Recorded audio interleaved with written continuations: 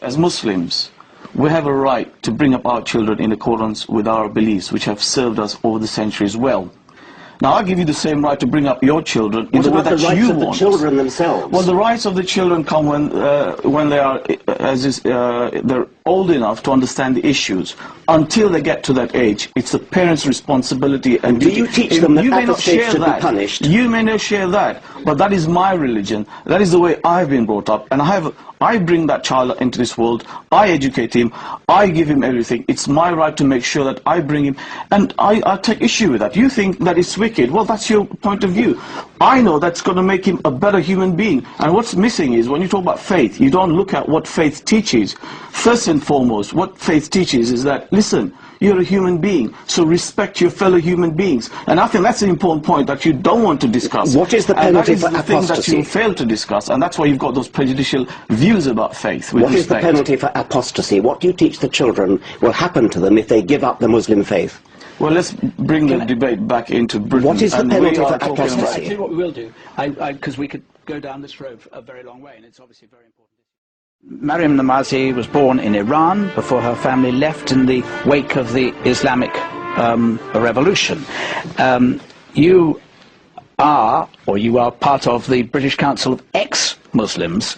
I presume that you believe religious principles are not entirely helpful to developing moral values. No, I actually think that oftentimes religious principles are actually quite immoral, to be quite frank. And I think that if you look at examples where girls are sexualized at a very young age, for example, if you look at Islamic schools where they're forced to veil, where they're taught that they're different from boys, where they're not allowed to listen to music, where they're completely segregated, and many such examples like that. I think, in fact, if there is any good morality that comes out of even religious education, it's not because of religion, it's oftentimes despite religion, and it's the result of an enlightenment and a vast social movement for 21st century values that have had an effect on religion as well. Let me bring in, I will come to you in a moment. Let me bring Mohammed Muqaddam in response to that. I didn't want to misreport, but at Muslim schools, the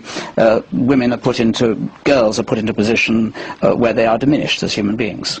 Well, it's often the case where people are ignorant of what goes on in faith schools and Muslim schools.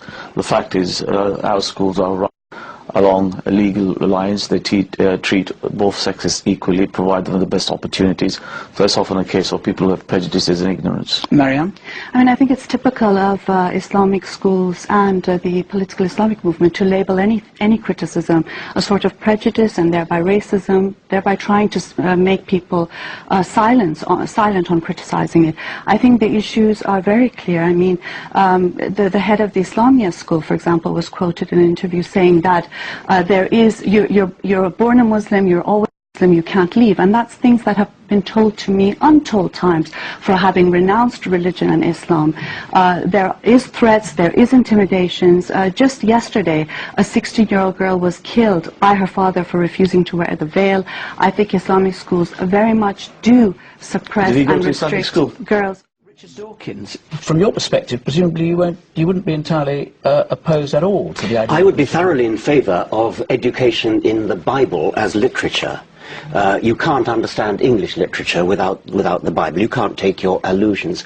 And that's an aspect of what the Bishop was saying is absolutely right. This is a Christian country. Historically, it's a Christian country. You can't understand English history or English literature without a knowledge of the Bible. And by the way, I think I should say that the act of collective worship, I don't approve of it, but nevertheless, the Christian religion, especially I think the Anglican religion, is benign by comparison. If a child at the end of its school career wants to give up religion, the church will quite happily say, okay, go your own way.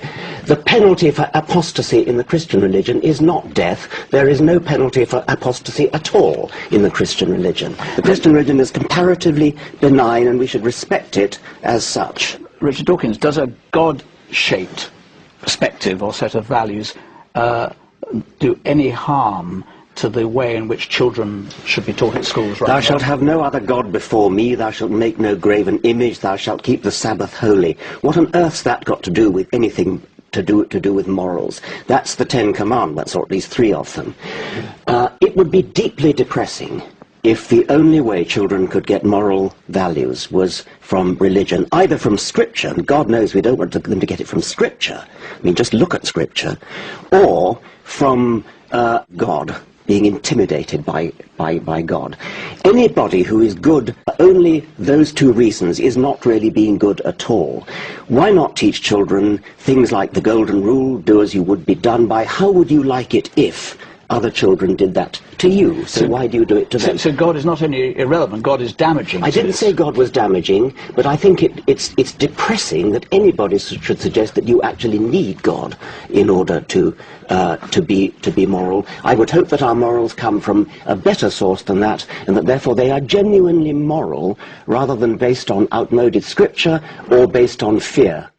Professor Loughlin said, if a child is born into a family given a certain religion, when that child growing up basically knows more about their religion, and as they grow up they learn about other religions and choose, and Are you saying that the fact that you're brought up within a religious faith doesn't prevent you being open-minded or adopting any religion or none? Not at all. It does not prevent me from being open to other religions. I, in fact, have come to this country and chose to put the veil on. I have come to this country without a veil on. So not so very wicked is the view. But what is the penalty for apostasy? What is the penalty for leaving the Muslim faith? To be honest, I cannot back that point up. Dr. Mukadam, what is the penalty for apostasy? And, before... we keep coming down this apostasy. Give us a quick answer on what is the penalty for apostasy. You very well know, if it's an Islamic country, then the Sharia is very clear. Apostasy is dealt with the death penalty. Thank you, that's all I want to hear. But what's the relevance between what happens in an Islamic country and Great Britain? I fail to see the connection. Okay. I see a great connection.